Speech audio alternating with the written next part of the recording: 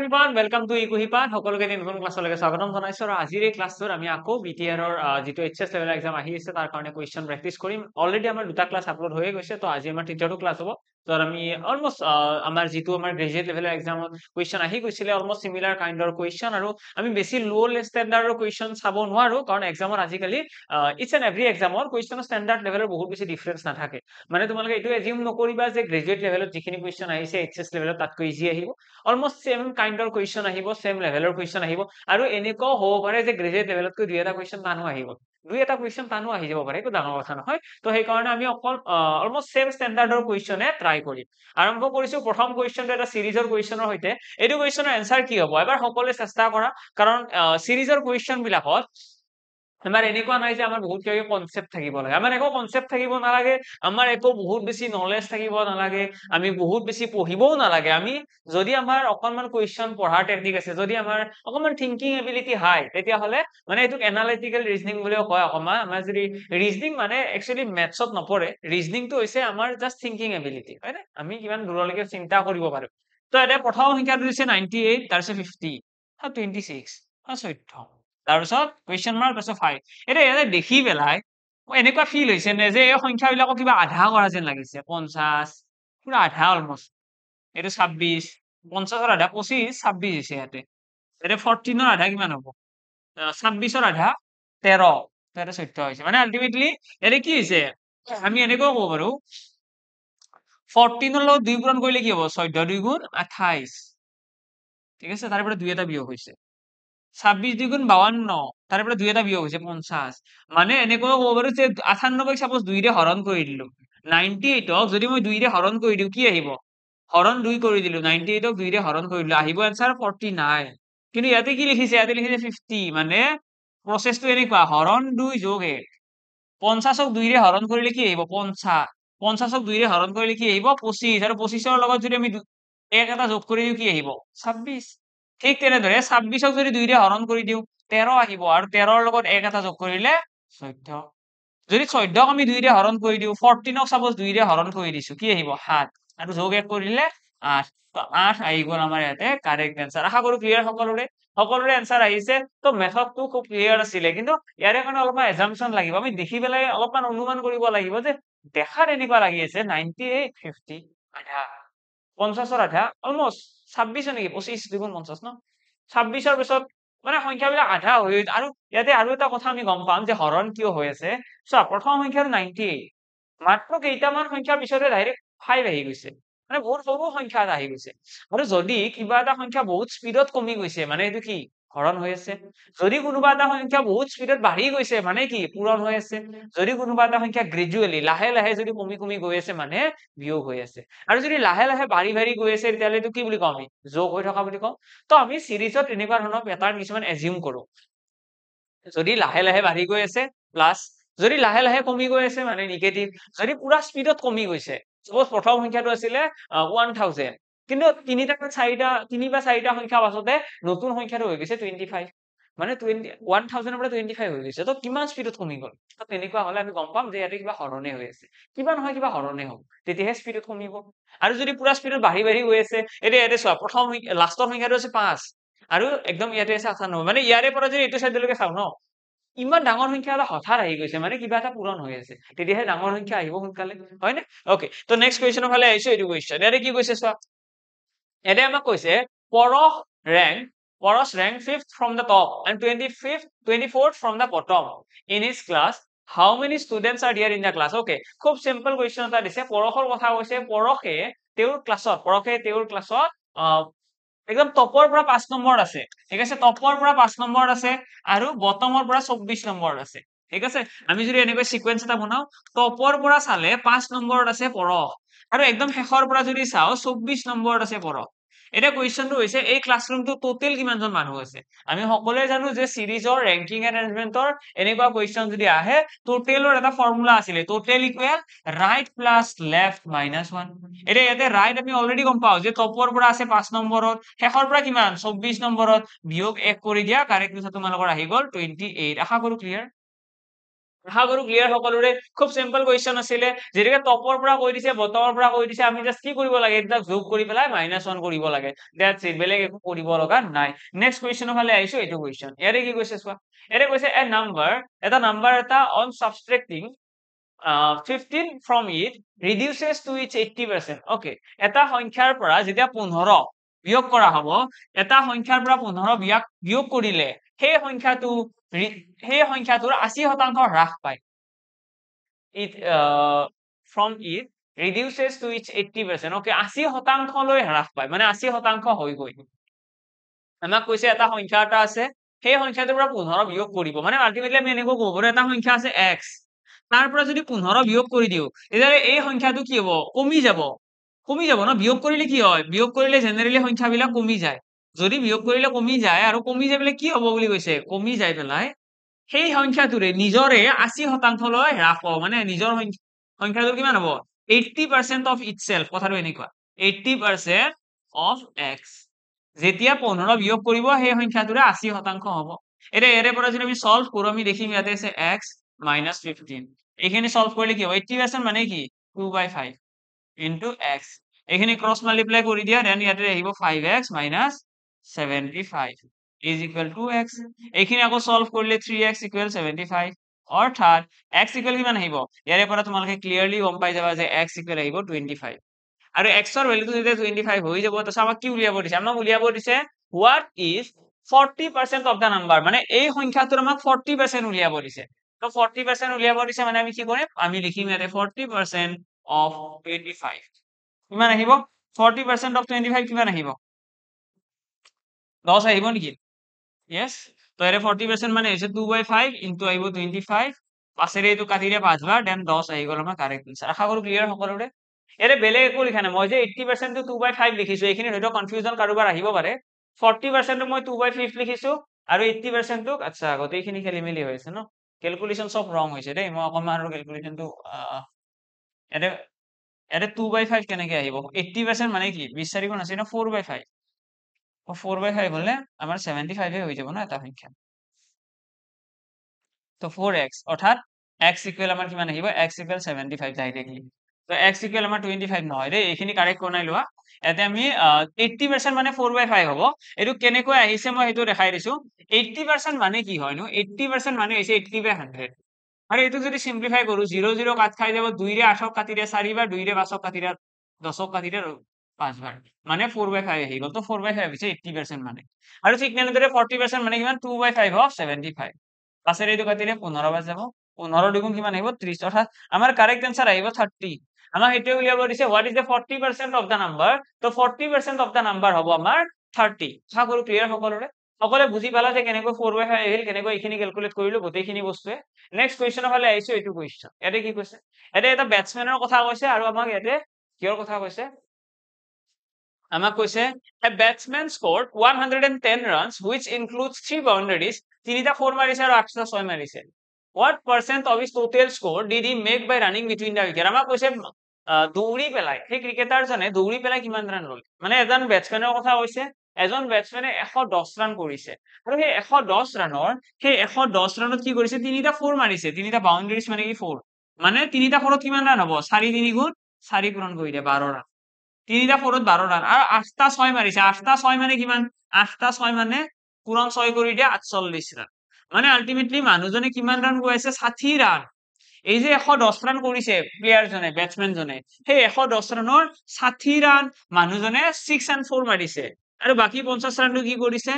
60 run 6 and 4 আৰু বাকি 50 ৰানটো কি হৈছে রানিং বিটুইন দা উইকেট মানে কি আমি যে সিঙ্গেল লও রান যে লও দৌৰি পেলাই যে ৰান লয় ক্ৰিকেটত হেতু কথা কৈছে তো ৰান উইকেটত দৌৰি পেলাই টোটাল 50 ৰান লৈছে আৰু টোটাল 6 and 4 আমাৰ 60 ৰান স্কোৰ কৰিছে এৰে ইয়াৰে পৰা আমাক কৈছে what percent of his total score মানে এই গোটেই স্কোৰটো টোটাল স্কোৰৰ কিমান শতাংশ ৰান দৌৰি পেলাই লৈছে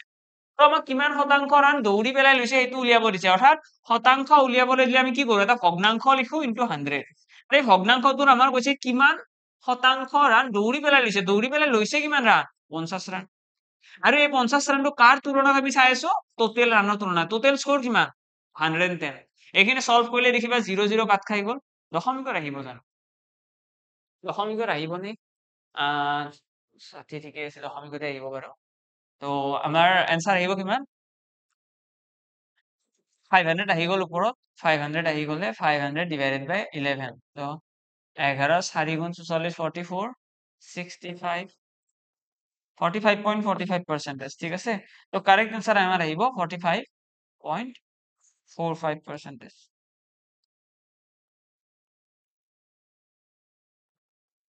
ঠিক আছে 45.45% তো এইটো হৈ গ'ল আমাৰ কাৰেক্ট এনসাৰ তো এক্সামত আমাক যদি এনেকুৱা ধৰণৰ কুৱেশ্যন দিয়ে ফাৰ্ষ্ট অফ অল তোমালোকে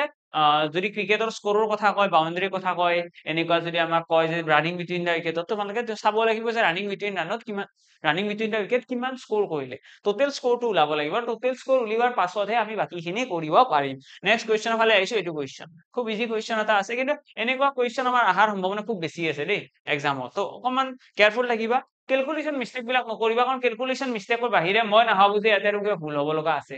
কিন্তু কেলকুলেশ্যন মিষ্টেক এটা বহুত ডাঙৰ প্ৰব্লেম এটা থাকিব যিটো যদি নহয় তেতিয়াহ'লে খুব ধুনীয়া আৰু যদি হৈ যায় তেতিয়াহ'লে মাৰ্কটো এনেই যাব ইয়াতে কৈছে 60% of 450 is equal x into 15 এটা সংখ্যা এটা আছে 60% বুলি কৈছে 60% অফ মানে কিমান নো অফ মানে হৈছে পূৰণ অফ মানে কিমান পূৰণ 60% of 450 is equal কিমান বুলি কৈছে x into 15 অর্থাৎ 15x 15 কাটি দিয়া এইটো 15 4 গুণ 60 অলপমান নাই এনেকে নালাগে এনেকে কাটিলে অলপমান বেছি টাইম লাগিব আমাৰ ক্যালকুলেশন কৰিবলৈ আমি প্ৰথমতে 0 কেইটা কাটি দিও এইটো 0 কাটি দিয়া এটা 15 ৰে 45 কাটি দিয়া 15 3 গুণ 45 এটা ডাইৰেক্টলি আনসাৰ আহি গল x 18 বুজি পালা আশা কৰো ক্লিয়াৰ সকলোৰে যে ডাইৰেক্টলি আনসাৰ আহি গল x 18 তো আমাৰ খুব simple question just calculation mistake নকৰিলে হ'ল নেক্সট কোৱেশ্চনৰ ফালে আহিছো এইটো কোৱেশ্চন এতে কি কৈছে এতে কৈছে mister A spends 78% of his monthly income and saves the rest mister A কি কৰে তেওঁ দৰমহাৰ 78% খৰচা কৰে ওকে আৰু কৈছে if his annual savings যদি বছৰত 22440 টকা সেভ কৰে his monthly income is চাবাৰে এই কোৱেশ্চনটো দেখিবলৈ যিমান ইজি কিন্তু একচুয়ালি ইমান ইজিও নহয় ইয়াতে আমাক কৈছে এজন মানুহে 78% দৰমহা খৰচা কৰে তাহলে কিমান কৰিব জমা কৰিব 22% তো 22% কি কৰিছে জমা কৰিছে আৰু আমাক কৈছে যে মানুহজনে বছৰত জমা কৰিছে 22440 টকা যদি বছৰত এইটো জমা কৰিছে মানে আমি ক'ব পাৰিম নে এনেকৈ যে 22% is equal 22440 টকা yes এইটো আমি ক'ব পাৰিম আৰু ইয়াৰে পৰা যদি 1% ইকুৱেল চাও 1% কিমান ওলাব ওলাই দিয়া 22 গুণ 22 22 দুগুণ 44 তো 1020 আমাৰ आंसर আহিল মানে আমি গম পালো 1% মানে কি মানে 1% উলিওৱাৰ বছৰ আমি 100% উলিয়াব পাৰিম নে yes 100% পাৰিম তো আমাৰ 100% কিমান আহি গল 100% আহি গল 1,02,000 টকা তো আলটিমেটলি আমি গম পালো যে মানুহজনৰ টোটেল দৰমহা কিমান দৰমহা হৈছে 1,02,000 এটা ম্যাক্সিমাম ষ্টুডেন্টে ভাবিব এইটোৱে হৈছে মানুহজনৰ মান্থলি স্যালাৰি কিন্তু এইটো ৰং এইটো মান্থলি স্যালাৰি নহয় ইয়াতে যেটো মোক 22440 টকা সেভিংস দিয়া আছে না এইটো হৈছে এনুৱেল সেভিংস মানে এক বছৰত ইমান টকা সেভ কৰে তো ইয়াতে যেটো আমাৰ 100% ওলাইছে ন এইটো হৈছে এক বছৰৰ দৰমহা এইটো মানে এইটো আমাৰ কিহৰ দৰমহা এক বছৰৰ দৰমহা তো আমাক সুধিছে মান্থলি ইনকাম কিমান তো মান্থলি ইনকাম উলিয়াবৰ কাৰণে আমি এই এক বছৰৰ দৰমহাটো 12 মাহেৰে হৰণ কৰিব লাগিব অৰ্থাৎ 1,02,000 যেটো দৰমহা আছে সেইটো যদি 12 ৰে হৰণ কৰো তেতিয়া হলে আমি কি পাম আমি পাম টোটেল এক মাহৰ দৰমহা ঠিক আছে 12 8 গুণ 96 12 8 গুণ 96 হল 96 দেন তোমাৰ 4 6 থাকি গল 12 5 গুণ 60 তো 8500 আমাৰ কাৰেক্ট आंसर আহিব ঠিক আছে 8500 টকা হৈছে মানুহজনৰ মান্থলি স্যালাৰি বুজি পালা তো মান্থলি স্যালাৰি आंसर আহিব 8500 আৰু টোটেল বছৰৰ দৰমহাটো হৈছে 1,02,000 তো ইচ্ছা কৰিলে আমি বছৰৰ সেভিংসও উলিয়াব পাৰিম কাৰণ চোৱা 1,02,000 স্যালাৰি আরে 22,440 টকা কি জমা মানে বাকিখিনি কি হ'ব খৰচ এপ্ৰক্সিমেটলি কিমান হ'ব 78,000 এপ্ৰক্সিমেটলি কৈছো দেই মই এপ্ৰক্সিমেটলি 78,000 সামথিং আহিব বা 77,000 হ'ব পাৰে বাকি আমাৰ এতিয়া এইটো কোৱেশ্চনৰ ৰিকোয়াৰমেন্ট আছিল তেওঁৰ মান্থলি ইনকাম তো মান্থলি ইনকামৰ কাৰেক্ট आंसर 8,500 নেক্সট কোৱেশ্চনৰ ফালে আহিছো এইটো কোৱেশ্চন এটা কি কৈছে ইলেকশনৰ কথা কৈছে ইলেকশনত কি কৈছে in an election a candidate got 60% of total valid vote এটা ইলেকশনত এজন ক্যান্ডিডেট আছে যোনে 60% ভ্যালিড ভোটৰ লাভ কৰিছে টোটেল ভ্যালিড ভোটৰ 60% পাইছে নেক্সট আমাক কি কৈছে চাচোন 15% of the total votes were declared as invalid. Okay. তো 15% ভোট ইনভ্যালিড বুলিও কৈছে। তো আমি যিকোনো এটা নিৰ্বাচনত 100% কি বুলি কওঁ? 100% হৈছে টোটেল ভোট। তাৰে ইনভ্যালিড কিমান আছিলে? ইনভ্যালিড আছিলে 15%। যদি 15% ইনভ্যালিড হয়, বাকীখিনি কিমান হ'ব? বাকী 85% ভ্যালিড ভোট। 15% ভোট যদি ইনভ্যালিড হয়, বাকী 85% কি হ'ব? Valid vote. সকলোৱে জানো ইনভ্যালিড মানে কি? ইনভ্যালিড মানে যিবিলাক ভুল ভোট, গ্ৰহণযোগ্য নহ'ল, সেইবিলাক ভোট কোনো পোৱা নাই। ষ্টেম্পটো লগাওঁতে ভুল হৈ গৈছে, বেলেগ পেপাৰখন ফাটিছে হয়তো, দুটা তিনিটা ষ্টেম্প লগাই দিছে, তিনিটামান কেণ্ডিডেটক ভোট দি দিছে, তেনেকেতো নহয় ন? তো সেইকাৰণে ইনভ্যালিড কৰি দিছে। তাৰপিছত আমাক কৈছে এই 85% যে ভোট আছে, আমাক 85% কি কৈছে? 85% ভোটৰ 60% হৈছে টোটেল ভ্যালিড ভোট। ঠিক আছে? এতিয়া 60% ভ্যালিড ভোট মানে কিমান আহিব? 60% ভ্যালিড ভোট মানে আমাৰ ইয়াতে আহিব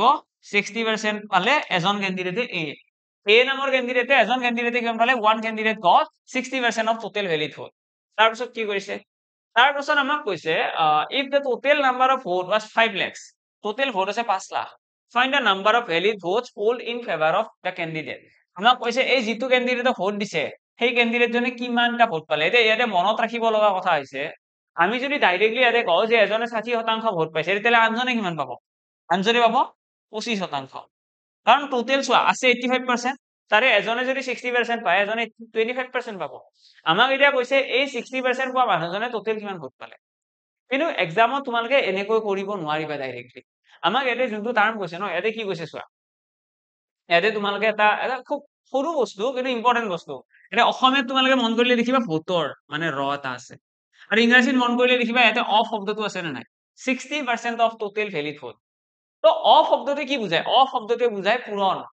মানে আমি ইয়াতে ডাইৰেক্টলি 60% লিখিব নোৱাৰো। আমাৰ যিটো 85% ভ্যালিড ভোট আছে, তাৰে 60% কোনে পাইছে? এজন কেণ্ডিডেটে পাইছে। মানে আল্টিমেটলি কথাটো তেনেকুৱা 60% অফ 85%, 60% অফ 85%, এইটো হৈছে লাইন।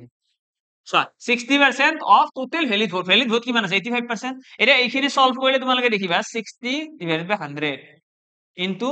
85%। এইটো 85%ৰ এই পাৰ্চেন্টেজটো তোমালোকে সলভ কৰিব নালাগে, এইটো পাৰ্চেন্টেজ থাকক, বাকি এইটো পাৰ্চেন্টেজ সলভ কৰা। আৰু ইয়াতে সলভ কৰিলে দেখিবা 0 0 কাট খাই গ'ল। দেন 5 এইটোক দুবাৰ কাটি দিলো, 5 এইটোক কাটি দিয়া এবাৰ, আৰু 5 7 গুণ 35। দেন 2 এইটোক কাটি দিয়া তিনিবাৰ, অৰ্থাৎ 17 3 গুণ 51%। মানে আমি গম পাই গলো যে এজন প্ৰাৰ্থীয়ে কিমান পাইছে? এজন কেণ্ডিডেটে পাইছে 51%। মানে আমাক যোনটো কৈছে ন, in election a candidate got 60% of total valid vote, এই 60% মানে হৈছে কিমান? 51%। মানে আমি গম পাই গলো যে এজন প্ৰাৰ্থীয়ে পাইছে 51%, আনজনে কিমান পাব? এজনে যদি 51%, আনজনে কিমান পাব? 34%। কাৰণ টোটেল লগ হৈ পেলাই কিমান হ'ব লাগিব? এই দুটা লগ হৈ পেলাই 85 হ'ব লাগিব ন? 85তকৈ বেছি হ'ব নোৱাৰে, কাৰণ টোটেল ভ্যালিড ভোট আছে 85%। এজনে যদি 51 পাইছে, আনজনে 34% পাব। আৰু অলৰেডি আমাক কুৱেশ্যনত কৈছে যে টোটেল নাম্বাৰ অফ ভোটস কিমান আছে? 5 lakhs। 5 লাখ আছে আমাৰ টোটেল ভোট। আমি যদি ইয়াৰে পৰা 1% উলিয়াব যাওঁ, 1% ইকুৱেল কিমান আহিব? 5000। 1% মানে হৈছে 5000 ভোট। যদি 1% মানে যদি 5000 হয়, 1% মানে যদি 5000 হয়, তেতিয়াহ'লে আমাক উলিয়াব দিছে 51%। তো ইয়াতেও এটা 51 মাল্টিপ্লাই কৰি দিয়া, 51% আহি যাব। আৰু ইয়াতেও এটা 51 মাল্টিপ্লাই কৰি দিয়া, কিমান আহিব? 5 1 গুণ 5, 5 5 গুণ 25। তো 25500 হৈ যাব আমাৰ, 25500 নে কিমান? 2,55,000। সৰি দে, 25,000 নহয়, 2,55,000। তো 2,55,000 হৈ যাব আমাৰ টোটেল ভোট যিজন কেণ্ডিডেটে পাইছে। ঠিক আছে? Find the number of valid votes pooled in favour of the candidate. তো কেণ্ডিডেটৰ ভাগত কিমানটা ভোট পৰিছে? 2,55,000 ভোট। ঠিক আছে? আৰু 2,55,000 পোৱাৰ কাৰণে কি হৈছে? এইজন কেণ্ডিডেট জয়ো হৈছে ইলেকশ্যনটো। বাকীজনে কিমান পাইছে? বাকীজনে পাইছে 34%। ওকে, নেক্সট কুৱেশ্যনৰ ফালে আহিছো। নেক্সট তোমালোকে জাষ্ট এইটো কুৱেশ্যনৰ যদি কথা কওঁ ন, এইটো কুৱেশ্যনত এই ষ্টেপটো বহুতেই নকৰে, আৰু এই ষ্টেপটোতে ন মেইন মাৰ্কটো তোমালোকৰ কাট খাব। এই ষ্টেপটো যিসকলে মনত ৰাখিব, সিহঁতৰ কাৰণে এইটো কুৱেশ্যন খুব ইজি। ইয়াতে যদি কয় ন তো ইমান পাৰ্চেন্ট অফ ভ্যালিড ভোট, তেতিয়াহ'লে এই ষ্টেপটো আহিবই। ভ্যালিড ভোট মেনশ্যন কৰিলে এই ষ্টেপটো আহিবই। আৰু অসমীয়াত ক'ব তোমালোকক,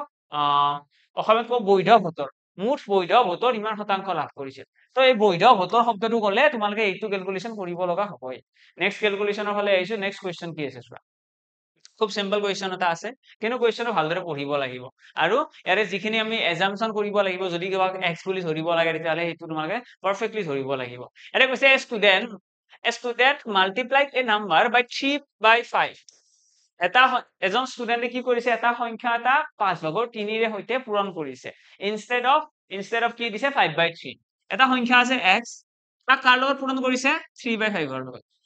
মানে আলটিমেটলি এইটো হৈ গৈছে 3x/5 ঠিক আছে পূৰণ কৰাৰ লগে লগে এইটো হৈ গৈছে 3x/5 কিন্তু কৰিব কাৰ লগত লাগিছিল 5/3 লগত মানে 5x/3 বনাব লাগিছিল এইটোৰ লগত পূৰণ কৰিব লাগিছিল ভুলতে কৰি দিলে এইটোৰ লগত ঠিক আছে এইটো হৈছে কাৰেক্ট মানে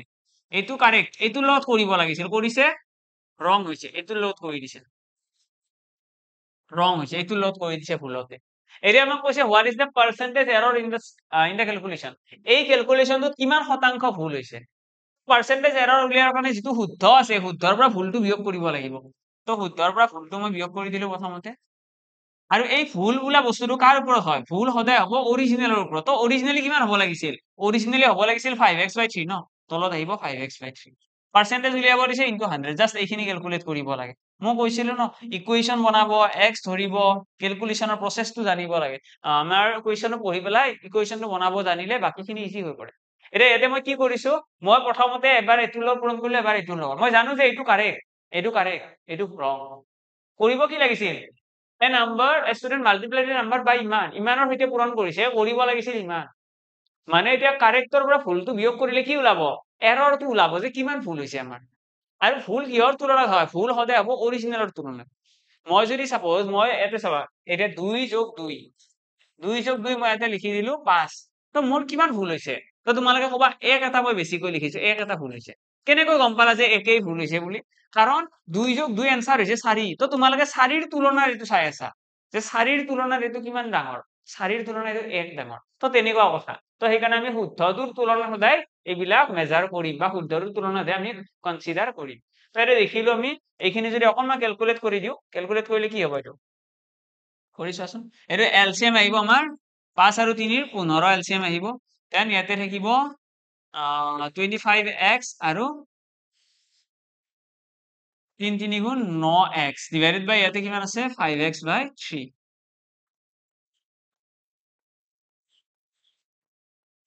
3 ৰে 15 ডাইৰেক্টলি কাটি দিব পাৰিব 5 বাৰ তাৰ পিছত ইয়াতে কি দেখিলো 25x ৰ পৰা 9x গলে 16x 16x/5 এইটো হৰণ আছে পূৰণ হ'ব 1/5 16x/5 আহি গল আমাৰ তাৰ পিছত আমাৰ কি আছে ইনটু 100 আছে 5 5 গুণ কিমান 25 25 ৰে এইটো কাটিলে 25 4 গুণ 100 64x তো 64x আহি গল আচ্ছা x কাট খাই যাব ন সৰি দেই এটা তোমালোকৰ মই ভাবিছো তো কিবা এটা মিস্টেক হৈ আছে এটা আমি লিখিব লাগিব 1/5x ন 5x আছে এই x টো এইটো x ৰ লগত কাট খাই যাব এই 5 টো এইটো লগত কাটিব তো অৰ্থাৎ 64% आंसर আহি গল 64% ঠিক আছে পার্সেন্টেজ এরর কিমান আছে এরর আছে 64% এটা ক্যালকুলেশনটো মই বেলেগ একো কৰা নাই ইয়াতে তলত তোমালোকে দেখিছা 5x/3 আছে ইয়াতে তোমালোকে দেখিছা 25x - 9x আছে তো 25 ৰ পৰা 9x মাইনাস হলে এইটো এলসিএম লৈ পেলাই আমি যেটো ফ্ৰেকশনৰ আমাৰ সাবট্ৰেকশন আছে ফ্ৰেকশনৰ সাবট্ৰেকশন মেথড ইউজ কৰিছো ইয়াতে 16x/5 আহি গল আৰু লগতে 1/5x আছে x কাট খাই গল 5 5 গুণ 25 25 ৰে 100 কাটিলো 4 বাৰ 16 4 গুণ 64 অৰ্থাৎ 64% আমাৰ এৰৰ আহিছে আশা কৰো ক্লিয়াৰ সকলোৱে গম পালে মেথডটো কেনেকৈ আহিব আৰু যদি তোমালোকে মেইনলি এইখিনি বনাব পাৰিছো ন এইখিনি বনোৱাৰ পাছত পিছে এনেও ক'ব গলে বাকিখিনি ক্যালকুলেশনহে হয় এইখিনি যে মেইন স্টেপ এইটো স্টেপ যি সকলে পাৰিছে ইহঁতৰ কাৰণে এইখিনি ক্যালকুলেশন কৰা এনেও ডাঙৰ কথা নহয় নেক্সট আইছো নেক্সট কোৱেশ্চন হলে নেক্সট কোৱেশ্চন কি আছে এডুকেশনত কি কৈছে in an examination 80% of the students passed in English এটা পৰীক্ষাৰ কথা কৈছে যত 80% ষ্টুডেন্টে ইংৰাজীত পাস কৰিছে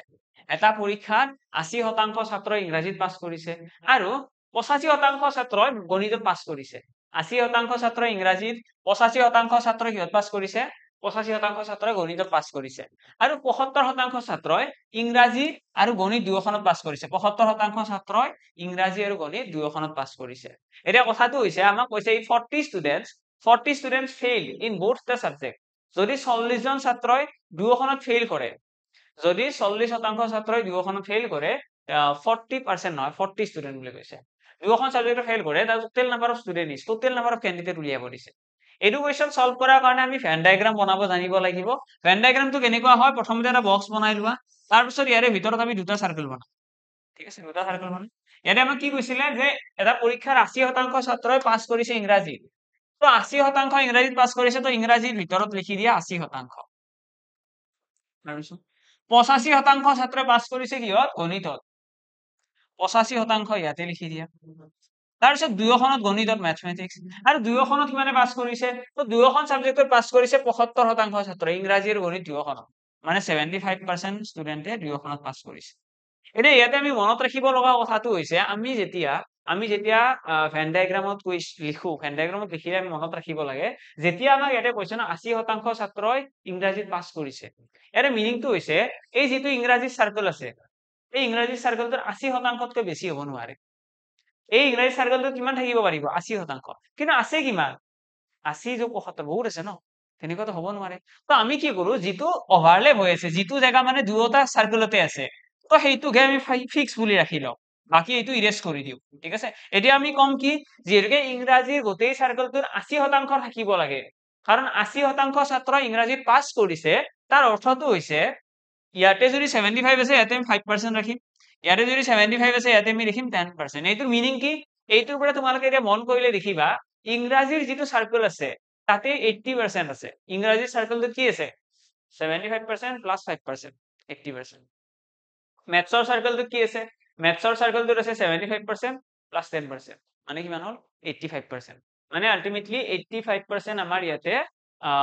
আমাৰ দুয়োটা এতিয়া মিলি গৈছে। আৰু লগতে দুয়োখনত পাছ কৰিছে কিমানে, বোথ 75% ষ্টুডেন্টে দুয়োখনত পাছ কৰিছে, ইংলিছ আৰু মেথছ। তই এই যোনখিনি অভাৰলেপ কৰা এৰিয়া আছে, ই ইন্টাৰছেকশন এম বুলি কওঁ আমি, দুয়োটা বস্তু অভাৰলেপ হৈ আছে। অভাৰলেপ কৰা এৰিয়াটোৱে আমাক বুজাইছে যে এইখিনি ষ্টুডেন্টে ইংৰাজীতো পাছ কৰিছে, গণিততো পাছ কৰিছে। যিখিনি ষ্টুডেন্ট এই অভাৰলেপ কৰা জেগাটো চাইডত আছে 5%, এই 5%তে কি বুজাইছে, সেই 5%তে বুজাইছে যে কিছুমান এনেকুৱা ষ্টুডেন্ট আছে যোনে অকল ইংৰাজীত পাছ কৰিছে। ঠিক আছে, সিহঁতে মানে এই 5% ষ্টুডেন্টে অকল ইংৰাজীত পাছ কৰিছে। আৰু যদি এইফালে এইটো চাওঁ, এই 10%টো কি হয়, তো এই 10%টো হৈছে অকল গণিতত পাছ কৰা। ঠিক আছে, এই 10%টো হৈছে অকল গণিতত পাছ কৰা। আৰু এই চাৰ্কেল দুটাৰ বাহিৰত যিখিনি আছে সেইখিনি কোন হয়, তো বাহিৰত থকাখিনি হৈছে ফেইল কৰা। থাকিব মনত, বাহিৰত থকাখিনি কি হ'ব, ফেইল কৰা। আৰু যদি আমি ইয়াতে কাউন্ট কৰি চাওঁ, লগতে মনত ৰাখিব লগা কথা, এই যিটো বক্স আছে ন, এই বক্সটোৰ ভিতৰত সদায় 100% থাকিব, 100% বক্সৰ ভিতৰত থাকিব। এতিয়া কাউন্ট কৰি চাওঁচোন, 75 প্লাছ 5 80 প্লাছ 10 90, মানে 10 এটা কমি আছে। তো যিখিনি ৰৈ গৈছে ন, সেইখিনি তোমালোকে বাহিৰত লিখি দিয়া 10%। এতিয়া তোমালোকে কাউন্ট কৰি চোৱা, এই গোটেই বক্সটোৰ ভিতৰত এতিয়া তোমালোকে পাবা 100%। আমি সদায় টাৰ্গেট ৰাখিব লাগে যে এই বক্সটোৰ ভিতৰত যাতে 100% থাকে, 100% হ'বই লাগিব। আৰু এতিয়া যেতিয়া দেখিলো 75 প্লাছ 5 80 প্লাছ 10 90, মানে 90% ইংৰাজী আৰু গণিতত পাছ কৰা, বাকী 10% কি হ'ব, ফেইল কৰা। ফেইল কৰা ষ্টুডেন্টও থাকিব ন। আৰু যেতিয়া আমি গম পাই গলো যে ফেইল কৰা ষ্টুডেন্ট 10% আছে, কুৱেশ্যনত চোৱা, কুৱেশ্যনত অলৰেডি কৈ দিছে যদি 40 জন ষ্টুডেন্টে ফেইল কৰে, যদি 40 জন ষ্টুডেন্টে ফেইল কৰিছে, তাৰ মিনিং কি, মানে এই 10%টো কাৰ সমান, 40ৰ সমান। আমি ইয়াতে লিখিব পাৰিম যে 10% ইজ ইকুৱেল হৈছে 40। তাৰ পৰা আমি আমাক উলিয়াব কি দিছে, total number of student. Total number of student মানে কিমান হ'ব, 100% নহয় জানো। যদি আমি ক্লাছৰুমটো টোটেল ষ্টুডেন্টৰ কথা কওঁ, টোটেল ষ্টুডেন্ট সদায় 100%, অৰ্থাৎ 100% উলিয়াবৰ কাৰণে ইয়াতে এটা 10 পূৰণ কৰি দিয়া, ইয়াতে এটা 10, তো 10 গুণ কিমান হৈ যাব, ইয়াতে হৈ গ'ল 100%। আৰু 100% মানে কিমান আহি গ'ল, 40 10 গুণ 400। মানে এই ক্লাছৰুমটো টোটেল কিমান ষ্টুডেন্ট আছে, এই ক্লাছৰুমটোত টোটেল নাম্বাৰ অফ ষ্টুডেন্ট আছে 400। ওকে, নেক্সট কুৱেশ্যনৰ ফালে আহিছো। এইটো কুৱেশ্যনত কি কৈছে চোৱা, এটা কৈছে if 90% of x is 315 kilometre, then the value of x। আমাক কিবা এটা সংখ্যাৰ কথা কৈছে, সেই সংখ্যাটোৰ 90%, সেই সংখ্যাটোৰ 90% 315 কিলোমিটাৰ বুলি কৈছে। কিবা এটা সংখ্যা আছে, সেইটোৰ 90% যেতিয়া উলিওৱা হৈছে, 90% ভেলু আহিছে 315 কিলোমিটাৰ। এতিয়া কুৱেশ্যন কৈছে ভেলু অফ এক্সৰ ভেলু কিমান হ'ব। তো আমি ইয়াতে কি কৰিব পাৰো, চিম্পলি এটা ইকুৱেশ্যন বনাই দিয়া, 90%টো মই সলভে কৰি দিছো একেলগে। তো 90%টোক আমি লিখিম 90/100 ইনটু x ইজ ইকুৱেল কৈছে 315। সলভ কৰিবলৈ গ'লে দেখিবা 0 0 কাট খাই গ'ল, 9ৰে কাটি দিয়াচোন, 9 3 গুণ 27, 9 5 গুণ 45। ওকে, তাৰপিছত আমি x ইকুৱেল কিমান পাম, x ইকুৱেল 350। কেনেকে, 10টো ইপিনে গুচি গ'লে কি হ'ব, পূৰণ হ'ব ন। 10 এইপিনে গুচি গৈছে পূৰণ হৈ গৈছে অৰ্থাৎ x ৰ ভ্যালু কিমান আহি গ'ল 350 আমাক সেইটোৱে কৈছে আমাক কৈছে যদি if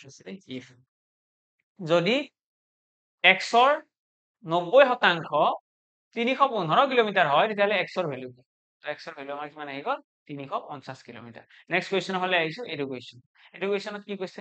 এইটো কোৱেশ্চনত কৈছে আমাক কিহৰ কোৱেশ্চন এইটো স্যালাৰি বেসড কোৱেশ্চন ওকে তো খুব ধুনীয়া কোৱেশ্চন স্যালাৰি বেসড কোৱেশ্চন এক্সামত আহিব তো স্যালাৰি বেসড কোৱেশ্চন আহিলে পঢ়িব কি লাগে বাস যিখিনি খৰচা দিয়া আছে ডাইৰেক্টলি লিখি যাব লাগে ইয়াতে কৈছে Radha spends 40% of his salary on food ৰাধায়ে তাইৰ দৰমহাৰ 40% ৰাধায়ে তাইৰ দৰমহাৰ 40% ক'ত খৰচ কৰিছে খোৱাৰ নামত 20% অন হাউস ৰেন্ট ঘৰ ভাড়াৰ নামত 20% তাৰপিছত 10% অন এন্টাৰটেইনমেন্টত 10% and 10% অন কনভিনিয়েন্স ঠিক আছে আৰু এক্সট্ৰা খৰচাৰ নামত 10% খৰচ হৈছে ইয়াতে যদি চাওঁ 40% প্লাস 20% 60 প্লাস 10 70 আৰু লগতে 10 80 মানে আলটিমেটলি ৰাধাই কি কৰিছে 80% খৰচ কৰিছে ৰাধাৰ খৰচ কিমান ৰাধাৰ খৰচ 80% এক্সপেন্ডিচাৰ 80 তাৰপিছত আমাক কি কৈছে if her savings at the end of the month was rupees 1500 আৰু মাহৰ শেষত ৰাধাই কিমান জমা কৰিছে 1500 টকা এতিয়া আমি ইয়াতে ক্লিয়াৰলি দেখা পাই আছো যে ৰাধাৰ খৰচা 80% যদি খৰচা 80% হয় গোটেইকেইটা যোগ কৰি দিছো দেই বেলেগ একো কৰা নাই জাস্ট সিম্পলি কি কৰিছো ইয়াতে যিকেইটা খৰচাৰ কথা আমাক কৈছে আমি গোটেইকেইটা যোগ কৰিছো আৰু যোগ কৰি দেখিলে এক্সপেন্ডিচাৰ 80% যদি এক্সপেন্ডিচাৰ 80 হয় সেভিংস কিমান হবনো সকলোৰে এনসার আহিছেই চাগে সেভিংস কিমান হ'ব সেভিংস হ'ব 20% কারণ 80% খরচ মানে 20% জমা কারণ টোটাল তো দৰমহা 100% হ'ব ন স্যালারি বুলি ক'লে কি হয় স্যালারি সদায় আমি 100% বুলি ধৰি লওঁ ন এতিয়া ইয়াতে আমাক জমা কৈছে 1500 টকা কৰা 1500 টকা যদি জমা কৰিছে আমি কম কি 20% ইজ ইকুৱেল 1500 আমাক উলিয়াব কি দিছে উলিয়াব দিছে স্যালাৰি পাৰ মান্থ মানুহজনৰ দৰমহা উলিয়াব দিছে মানে আমি 100% উলিয়াব লাগে আৰু 100% উলিয়াবৰ কাৰণে মই ইয়াতে কি পূৰণ কৰিম ইয়াতে এটা 5 পূৰণ কৰি দিম আৰু ইয়াতেও এটা 5 পূৰণ কৰিম ইয়াতে 5 পূৰণ কৰিলে কি হ'ব 20 5 গুণ 100% আমাক 100% উলিয়াব দিছে ন আমাক যি উলিয়াব দিছে আমি সেইটোহে উলিয়াম তো 20ৰ লগত 5 পূৰণ কৰিছো 100% আহি গ'ল ঠিক তেনেদৰে 15ৰ লগত 5 পূৰণ কৰিলো 7500 টকা আহিল মানে এই ৰাধাৰ দৰমহা হৈছে 7500 টকা তাৰে পৰা ৰাধাই কি কৰিব ৰাধাই খৰচ কৰিব 6000 টকা 6000 টকা কি কৰিব খৰচ কৰিব আৰু বাকি 1500 টকা কি কৰিব জমা কৰিব ওকে ক্লিয়াৰ সকলোৰে এনসাৰ আহিছে নেক্সট কোৱেশ্চন হলে আহিছো এইটো কোৱেশ্চন ইয়াতে কি কৈছে অলমোস্ট সিমিলাৰ কাইন্ডৰ কোৱেশ্চন অকনমান আগত আমি যেটো ভেন ডায়াগ্ৰাম বনাইছিলো তেনেকুৱা টাইপৰে কোৱেশ্চন হয় মই সকলোৰে পৰা এজিউম কৰিছো সকলোৱে ভিডিওটো পজ কৰা এবাৰ পজ কৰাছো ভিডিওটো পজ কৰি পেলাই এই কোৱেশ্চনটো ট্ৰাই কৰা পজ কৰা এতিয়া কোৱেশ্চনটো ট্ৰাই কৰিবা তোমালোকে ট্ৰাই কৰাৰ পাছতহে তোমালোকে লাষ্টত চাবা লাষ্টত তোমালোকে এইটো চাবা যে এনসাৰ লৈ মিলিছে নে নাই তোমালোকে পাৰিছা নে নাই তো লাষ্টত তোমালোকে মোৰ লগত মিলাই চালে হয় এতে কি কৈছে in an examination 80% of the boys passed in English 80% লৰাই কি কৰিছে ইংৰাজীত পাস কৰিছে এন্ড 85% পাস ইন ম্যাথমেটিক্স 80% এইটো মই কৈ দিলো আমাক কি বুলি কৈছে এটা কৈছে 80% বয় পাস ইন ইংলিশ আৰু ইংৰাজীত পাস কৰিছে 80% 80% আৰু আমাক কৈছে গণিতত কিমানে পাস কৰিছে মেথছত পাস কৰিছে 85% লগতে আমাক কি কৈছে 75% ষ্টুডেন্ট পাস ইন বোথ 75% ষ্টুডেন্টে দুয়োখনত পাস কৰিছে 75% ষ্টুডেন্টে দুয়োখনত পাস কৰিছে এতিয়া চা দুয়োখনত যদি 75% হয় তেতিয়ালে ইয়াতে কি হ'ব ইয়াতে আমাৰ ডাটাখিনি চেঞ্জ হৈ যাব এটা হৈ যাব এইটো 5% এইটো হৈ যাব 10% আমি গম পাই গলো যে ইংৰাজীত আমাৰ only ইংলিশত আছে 5% আৰু লগতে আমি গোটেই সাৰ্কেলটো বনাব লাগিব ন গোটেই বক্স এটা বনাব লাগিব বক্স এটা বনাই দিলো এতিয়া লগতে আমাক কি কৈছে 75% এ দুয়োখনত তো মই দুয়োখনৰ ওভাৰলেপ কৰা এৰিয়াটোত কি দিছো 75% দিছো সকলোৱে বুজি পালা যে মই দুয়োখনৰ ওভাৰলেপ কৰা এৰিয়াটোত কিয় 75 দিছো কাৰণ দুয়োখন সাবজেক্টত পাস কৰা মানুহ আছে 75% মই ইংৰাজী সাৰ্কেলটোত কিয় 5% লিখিলো তাৰ কাৰণটো হৈছে ইংৰাজী অকল ইংৰাজীত পাস টোটেল ইংৰাজীত পাস কৰা মানুহ আছে 80% সেই 80% যদি ইয়াতে 75% আছে ইয়াতে কিমান থাকিব 5% কাৰণ 75% প্লাস 5% টোটেল কিমান হৈ গ'ল এই সাৰ্কেলটোত টোটেল হৈ গ'ল 80% সেইটোৱে হ'ব লাগে ন আমাৰ টাৰ্গেট কি যাতে ইংৰাজীত 80% পাস কৰে গণিতত পাস কৰিব 85% মানে 75 প্লাস 10 গণিতত পাস কৰি গ'ল 85% লগতে আমাক কৈছে ই 45 বয়জ ফেইলড ইন বোথ যদি 45 জন লৰাই দুয়োখনত ফেইল কৰে মানে ফেইল কৰা মানুহ কিমানজন আছে 45 জন লৰা এতিয়া আমি যদি পাৰ্সেন্টেজত ক্যালকুলেট কৰো আমি দেখা পাম 75 প্লাস 5 80 প্লাস 10 90 মানে 10% একো থাকিব ফেইল কৰা টোটাল 100 হ'ব লাগিব ন তো আমি ইয়াতে ক্লিয়াৰলি দেখা পাই আছো যে 10% মানুহে ফেইল কৰিছে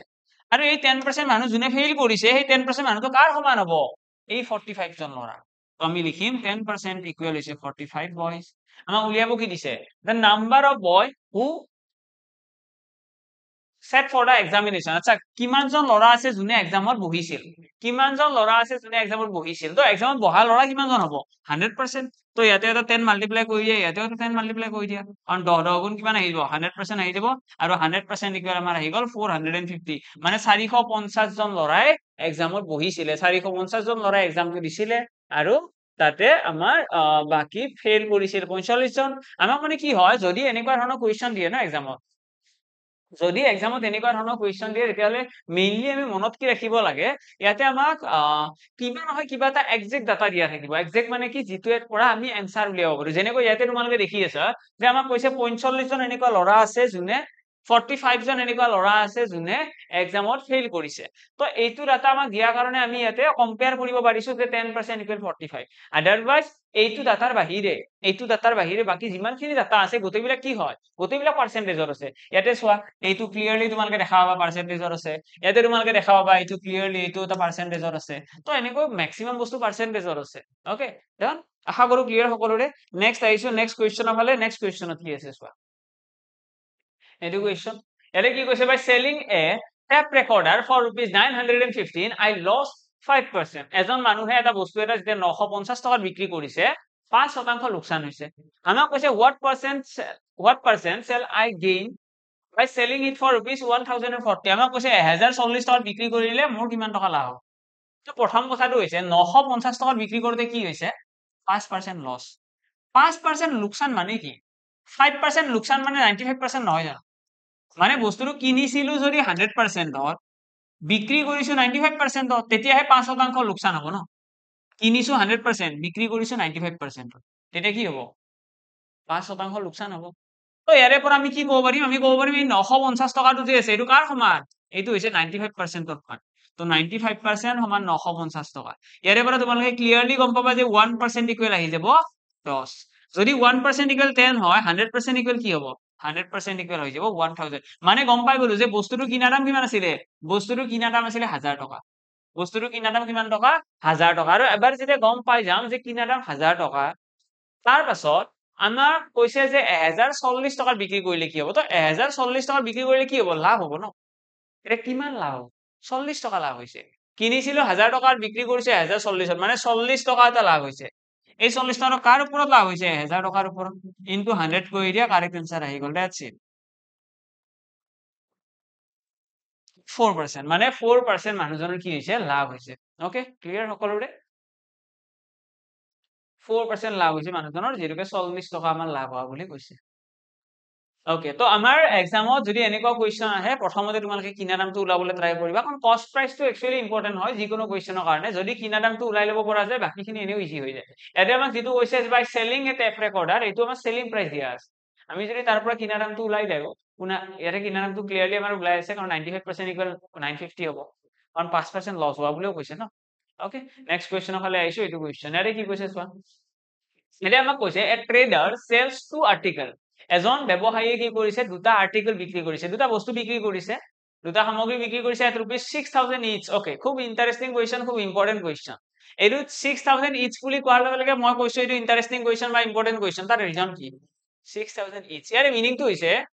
এইটো আমাৰ কনসেপ্টৰ কথা যদি কওঁ যে এইটো কোনটো কনসেপ্টৰ কুৱেশ্যন প্ৰফিট এণ্ড লছৰ এইটো হৈছে সেলিং প্ৰাইচ সেম কনসেপ্টৰ কুৱেশ্যন যদি কোনোবা আজিলৈকে দেখা নাই তোমালোকে যদি কনসেপচুৱেলি পঢ়িব বিচৰা আজি চোৱা আজি মই এটা কথা কওঁ যোনখিনি ষ্টুডেন্ট এনেকুৱা আছে যে এতিয়ালৈকে পঢ়ি আছে কিন্তু দুই এটা কুৱেশ্যন অলপ ডাউট ৰৈ গৈছে এইটো ডাউট লোৱাটো হয়তো থাকিবও পাৰে তাৰ ৰিজন বেলেগ একো নহয় কনসেপ্টৰ অকমান অভাৱ তো কনসেপ্ট বিলাক ক'ত পাবা যদি তোমালোকে পেইড কোৰ্স লোৱা আছে ইকুইপাতৰ অবভিয়াছলি তোমালোকে ইকুইপাত যিটো আমাৰ এপ আছে এপত পাই যাবা বা ইকুইপাত ৱেবসাইটত পাই যাবা আৰু যদি লোৱা নাই তেতিয়াহ'লে তোমালোকে ইউটিউবত যিকেইটা আমাৰ একদম ফাউণ্ডেশ্যন ক্লাছ কৰোৱা আছে সেইকেইটাত চালে গম পাই যাবা তোমালোকে যদি প্ৰফিট এণ্ড লছ চাৰ্চ কৰা অলৰেডি প্ৰফিট এণ্ড লছৰ 5টা নে 6টা ক্লাছ কৰোৱা আছে ঠিক আছে বেসিক টু হাই মানে একদম এডভান্স লেভেললৈকে প্ৰফিট এণ্ড লছ মই কৰোৱা আছে। Profit and loss by Nirmal sir search কৰিবা আহি যাব। তাত আমি অলৰেডি এইবিলাক আলোচনা কৰিছো যে চেলিং প্ৰাইচ চেম কনচেপ্টটো কেনেকুৱা, যদি বেচা দাম চেম হয় তেতিয়াহ'লে কেনেকৈ সলভ কৰিব লাগে। তো এইটো 6000 টকা যেতিয়া বেচা দাম সমান বুলি কয় তেতিয়াহ'লে কুৱেশ্যনটো সলভ কৰাৰ টেকনিক আছে। টেকনিকটো কেনেকুৱা, আমি প্ৰথমতে চাওঁ কুৱেশ্যনক কৈছে কি, আমাক কৈছে দুইটা বস্তুৰ বেচা দাম সমান, তাৰপিছত কি কৈছে, he makes a profit of rupees 20% in the sale of the first article and the loss of 20% in the sale of second article। মানে প্ৰথম বস্তুটো যেতিয়া বিক্ৰী কৰিছে 20% লাভ হৈছে আৰু সেকেন্ড বস্তুটো বিক্ৰী কৰোতে 20% লোকচান হৈছে। এতিয়া 20% লাভ মানে কি, 20% লাভ ইয়াৰে মিনিং কি, এইটো যদি আমি 20%টো ভগ্নাংশত কওঁ এইটো হৈছে 1/5। 20% ভগ্নাংশত কি বুলি কয় 1/5। মানে যদি কিনিছিল 5 টকাত কিমান টকাত বিক্ৰী কৰিব, বিক্ৰী কৰিব 6 টকাত, কাৰণ 20% লাভ বুলি কৈ আছে ন, 20% লাভ মানে কিনিছিল যদি 5 টকাত বিক্ৰী কৰিব 6 টকাত। ঠিক তেনেদৰে দ্বিতীয় যিটো আৰ্টিকেল আছে সেকেন্ড আৰ্টিকেল, সেইটোত কি হৈছে, সেইটোত হৈছে লোকচান, মানে এইটোত কি হ'ব, এইটোতো কিনিছিল যদি 5 টকাত বিক্ৰী কৰিব 4 টকাত। একেই কথা। 20% মানে কি, 20% মানে হৈছে 1/5। ইয়াৰে 1 টোৱে কি বুজায়, 1 টোৱে বুজায় লাভ বা লোকচান। 5 টোৱে কি বুজায়, 5 টোৱে বুজায় কিনা দাম। 5 টোৱে কি বুজায়, 5 টোৱে বুজায় ইয়াতে কিনা দাম। তো ইয়াতে আমি ক্লিয়াৰলি দেখা পাই আছো যে কিনিছিল 5 টকাত আৰু কিনি পেলাই যদি লাভ হ'ব লগা হয় ন 20%, মানে 1 টকাটো বেছি দামত বিক্ৰী কৰিব লাগিব, 5 পৰা 6 টকা। যদি 5 টকাত কিনি পেলাই 20% লোকচান হ'ব লগা হয়, মানে 1 টকা কম দামত বিক্ৰী কৰিব লাগিব, 5 পৰা 4 টকা। এতিয়া ইয়াতে আমি দেখা পাই গলো যে কিনা দাম কিমান হ'ব লাগিব, বেচা দাম কিমান হ'ব লাগিব। এতিয়া সেকেন্ড স্টেপটো হৈছে, এতিয়া বেচা দাম আমাক কি বুলি কৈছে নো, প্ৰতিটো বস্তুৰে বেচা দাম কিমান, ইচ 6000 টকা। যদি বেচা দাম সমান হয় তেতিয়াহ'লে আমি সেলিং প্ৰাইচটো সমান বনাব লাগিব, মানে সেলিং প্ৰাইচৰ ভ্যালুটো ইয়াতে আছে 6, ইয়াতে আছে 4, বেলেগ বেলেগ আছে ন, বেলেগ বেলেগ হ'ব নোৱাৰে। আমি কি কৰিম, এটা সমান বনাবলৈ চেষ্টা কৰিম। এতিয়া তোমালোকে মন কৰিলে দেখিবা 6 লগত যেতিয়া মই 2 পূৰণ কৰিম কি আহিব, 12 আহিব। মানে আমি সেলিং প্ৰাইচটো কি বনাই দিলো, 12 বনাই দিলো। 4 লগত 3 পূৰণ কৰিলে কি আহিব, তেতিয়াও 12 আহিব। মানে আমাৰ চেষ্টা বেলেগ একো নহয়, 6 আৰু 4 ৰ লসাগু লৈছো। 6 আৰু 4 ৰ এলচিএম কিমান, এলচিএম হৈছে 12। 12 এটা এনেকুৱা সংখ্যা যিটোক 6 দিও হৰণ যাব, 4 দিও হৰণ যাব। তো সেইকাৰণে মই এইটোকো 12 বনাইছো, এইটোকো 12 বনাই দিলো। এতিয়া দুয়োটা সংখ্যা সমান হৈ গ'ল নে নাই, সেলিং প্ৰাইচ দুয়োটা সমান হৈ গ'ল। আমাক এইটোৱে কৈছিলে ন যে a trader sells two article at rupees 6000 each, মানে দুটা বস্তু বিক্ৰী কৰিছে 6000 টকাকৈ, মানে দুয়োটা বস্তুৰ বেচা দাম সমান হ'ব লাগিব। তো ইয়াতে আমি দেখা পালো, ইয়াতে আমাৰ 3 পূৰণ কৰিলে 12 হৈ গ'ল, যিহেতুকে ইয়াতে 3 পূৰণ কৰিছো ইয়াতেও কৰিব লাগিব। ঠিক তেনেদৰে ইয়াতে 2 পূৰণ কৰিছো, ইয়াতেও এটা 2 পূৰণ কৰিব লাগিব। তো ইয়াতে দেখা পালো আমি 10:12 আহি গ'ল। ইয়াতে আমি দেখা পাম 15 কি আহি গ'ল, ইয়াতে 12 আহি গ'ল। তো বেচা দাম সকলোৱে দেখা পাই গ'ল যে বেচা দাম কিমান, 12 টকা 12 টকা সমান।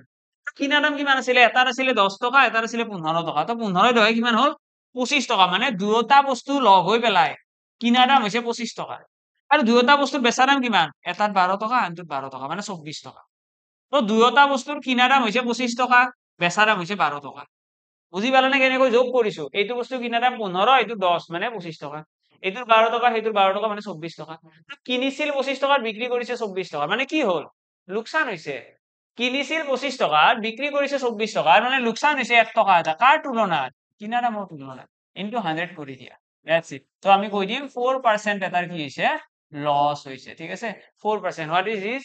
Net gain or loss percentage, তো আমি কম 4% এটা লস হৈছে, 4% আমাৰ ইয়াতে লোকচান। এতিয়া ইয়াতে আমাৰ এইটোৰ বাহিৰে বেলেগ কিবা মেথড আছে নে, ইয়েস আছে। এইটো হৈছে আমাৰ অকমান শৰ্ট ট্ৰিক, এইটো হৈছে আমাৰ ট্ৰিকি মেথড। এইটো শিকিবলৈ হয়তো টাইম লাগে, কিন্তু এইটো কৰিবলৈ আমাৰ এক্সামত কেতিয়াও টাইম নালাগে, মানে এইটো তোমালোকে কেলকুলেশ্যন বিলাক সকলোৱে অলৰেডি দেখাই পাইছে, কিমান সৰু সৰু কেলকুলেশ্যন আহিছে। কিন্তু ইয়াৰে বাহিৰে যদি আমি বেলেগ মেথডৰ পিনে যাওঁ তেতিয়াহ'লে হয়তো অকমান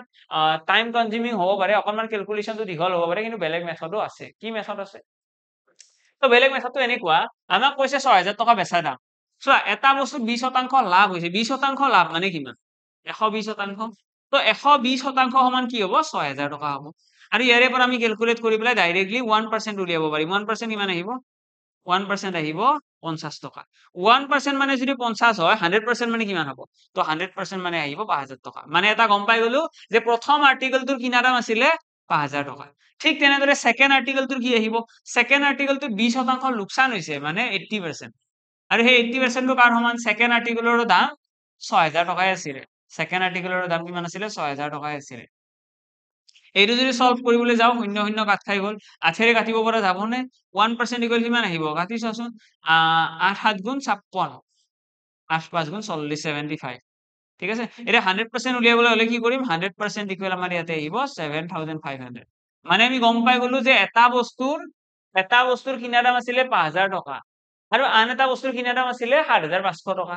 তো আলটিমেটলি টোটেল কিনা দাম কিমান হৈ গ'ল আমি দুয়োটা বস্তুৰ কিনা দাম উলিয়াব লাগিব ঠিক আছে এটাত 20% লাভ হৈছে তো সেইকাৰণে মই লিখিছো 120% সমান 6000 এটাত 20% লোকচান হৈছে তো মই লিখিছো 80% সমান 6000 হয় নে লোকচান আৰু এই দুয়োটা বেচা দাম ঠিক আছে 6000 টকা দুয়োটা বেচা দাম এতিয়া আলটিমেটলি আমি দুয়োটা বস্তুৰে কিনা দাম গম পাই গলো এটা 7500 এটা 5000 তো আমাৰ টোটেল কিনা দাম কিমান হ'ল টোটেল কিনা দাম হল 12500 টকা তো টোটেল আমাৰ কিনা দাম ইয়াতে আহি গল 12500 টকা তো 12500 টকাত কিনিছে আৰু বিক্ৰী কিমানত কৰিছে বিক্ৰী কৰিছে 12000 টকাত কাৰণ এটা বস্তুৰ দাম 6000 আনটোৰ দাম 6000 তো 6000 যোগ 6000 12000 মানে কিমান টকা লোকচান হল তো 12500 টকাত কিনি পেলাই 12000 টকাত বিক্ৰী কৰিছে মানে 500 টকা এটা লোকচান ইনটু 100 কৰি দিয়া 0000 কাট খাই গল 125 এইটো কাটিলে তোমালোকে দেখিবা 4 পাই যাব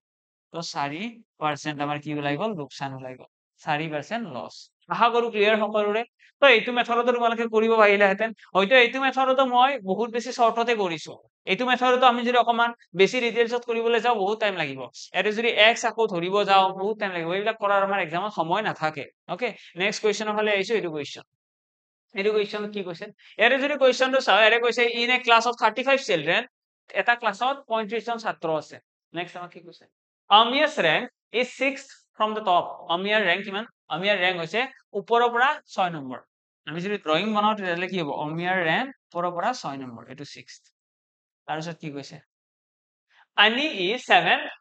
rank from below Okay, question number mistake আছে নেকি in a class of 35 children Amiya's rank is 6th from top Ani is 7th rank below Amiya okay Amiyatকে মানে এটো Amiya না এটো Amiyatকে কি হ'ব Amiyatকে 7টা rank Amiyatকে 7টা rank তলত আছে কোন 7টা rank তলত আছে Ani what is the Ani's rank from the bottom বটমৰ পৰা উলিয়াব পৰা যাব নে yes উলিয়াব পৰা যাব সো এইটো আছে Amiyatকে 7টা rank তলত মানে ইয়াতকৈ 6 ৰ লগত 7 যোগ কৰি কি হ'ব 7টা rank তলত হলে 7টা rank তলত মানে কি এতে মই যদি কও এতে তিনিজন মানুহ আছে A B C এটা C A এর তুলনাত কিমানটা rank তলত আছে C A এর তুলনাত দুটা rank তলত আছে 1 2 দুটা rank তলত C এর তুলনাত A এটা rank দুটা rank তলত তো A এর যদি A হয় C এর কিমান হ'ব দুটা rank তলত আছে ন তো 2 যোগ 1 3 হৈ যাব তো মাজত যিমানটা rank তলত সেইটো যোগ কৰি দিলে হয় তো Amiyar rank আছে 6 নম্বৰ Amiyatকে 7 নম্বৰ 7টা rank তলত আছে কোন Ani 7টা rank তলত আছে 7টা rank যদি তলত থাকে মানে 6 ৰ 7 যোগ কৰিলে 13 মানে 13 নম্বৰ ৰেংকত কোন আছে Ani আছে বুজি পালানে কেনেকৈ কৰিলো 13 নম্বৰ ৰেংকত কোনি আছে Ani আছে এটা কোৱেশ্চন কৰিছে যে Ani নামৰ ছোৱালীজনী Ani ৰোল নম্বৰ তলৰ পৰা কিমান হ'ব ওপৰৰ পৰা গম পালো যে ওপৰৰ পৰা 13 নম্বৰত আছে তলৰ পৰা কিমান হ'ব বটমৰ পৰা তো তাৰ কাৰণে কি কৰিম টোটেলৰ ফৰ্মুলাটো ইউজ কৰিবা টোটেল ইকুৱেল কি আছিল total equal right plus left minus 1 total আমাক অলৰেডি দি দিছে যে এটা ক্লাছৰুমত 35 জন ষ্টুডেন্ট আছে 35 ৰাইট বা ওপৰৰ পৰা কিমান আছে ওপৰৰ পৰা আছে 13 নম্বৰ ৰেংক তো ওপৰৰ পৰা 13 নম্বৰ ৰেংক লেফট আমি নাজানো উলিয়াব দিছে এইখিনি ক্যালকুলেট কৰিলে কিমান আহিব L ইকুৱেল আহিব 12 টা বিয়োগ কৰি দিয়া 35 মাইনাস 12 3 2 23 তো 23 হৈ যাব আমাৰ কাৰেক্ট आंसर তো আনিৰ rank from the bottom কি হ'ব 23 আহিব এটা আমি কি কৰিছো হে একেটাই ফৰ্মুলা ইউজ কৰিছো টোটেলৰ formula total equal right plus left minus 1 just ইয়াতে অকনমান আমি কেয়াৰফুল কি আছো কেয়াৰফুল এটা বস্তুতে আছো যাতে আমাৰ ডাটাখিনি আমি এটা সিঙ্গেল পজিশনৰ ইউজ কৰো আমি ইয়াতে ৰাইট লেফট যদিও লিখিছো r প্লাস l ইয়াতে আমি টপ আৰু বটমৰো ডাটা ইউজ কৰিব পাৰো ওকে বাৰু তো এটা আৰু কোৱেশ্চন দি দিও হেতু কোৱেশ্চন তোমালোকৰ হোমৱৰ্ক থাকিব এটো কোৱেশ্চন তোমালোকৰ হোমৱৰ্ক থাকিল বাকি আমি নেক্সট ক্লাছত এই হোমৱৰ্কটোৰ হৈতে আৰম্ভ কৰিম এটো কোৱেশ্চন আমি নিশ্চয় নেক্সট ক্লাছত আলোচনা কৰিম সকলোৱে ট্ৰাই কৰা আৰু যদি কোনোবা বিচাৰি আছে যে মক টেষ্ট দিব লাগে এক্সামলৈকে যিটোকে বেছি দিন নাই তো মক টেষ্টৰ কাৰণে নিশ্চয় তোমালোকে ইকুইপেটৰ এটা কন্টাক্ট নম্বৰ দেখা পাই আছে কন্টাক্ট নম্বৰত কন্টাক্ট কৰিব পাৰিবা কন্টাক্ট কৰিলে হ'ল তাত মক টেষ্ট তোমালোকে এটেম্প কৰিব পাৰিবা সকলোৰে এক্সাম ভাল হওক বুলি শুভেচ্ছা থাকিল আৰু চাগে তোমালোকক মই লগ নাপাম এক্সামৰ পাছত সকলোৰে নিশ্চয় আমি পেপাৰখন সলভ কৰিম আৰু কোৱেশ্চনৰ লেভেল ইয়াতে আমি যেনেকুৱা কৰিলো তেনেকুৱা ধৰণে কোৱেশ্চন এক্সামত আহিব তো অলপ পজিটিভ থাকা ইমান বেছি চিন্তা কৰাৰ প্ৰয়োজন নাই সিলি মিস্টেক বিলাক এভয়েড কৰিবা কোৱেশ্চন বিলাক ডাবল পঢ়িবা ইমান বেছি খৰধৰো কৰাৰ প্ৰয়োজন নাই বেছি স্লো যোৱাৰ প্ৰবলেম নাই ঠিক আছে কোৱেশ্চন বিলাক অলপমান সাৱধানে পঢ়িবা এবাৰে পঢ়িলে হ'ল সাৱধানে পঢ়িবা ঠিক আছে বহুত বেছি স্পিডো নহয় বহুত বেছি স্পিড কৰিব গলে কেতিয়াবা কি হয় বহুত সৰু কিছুমান মিস্টেক হৈ যায় আৰু সৰু মিস্টেক কৰিলে মানে আলটিমেটলি মাৰ্কস কমি যাব তাতকৈ বেটাৰ আমি কোৱেশ্চন বিলাক কেয়াৰফুলি পঢ়িলে ওকে, লগ পাম সকলোকে নেক্সট ক্লাছত। আজিৰ কাৰণে ইয়াতে সামৰিছো। পেপাৰখন সলভ কৰি আমি নেক্সট ক্লাছত যেতিয়া লগ পাম। Thank you and bye by.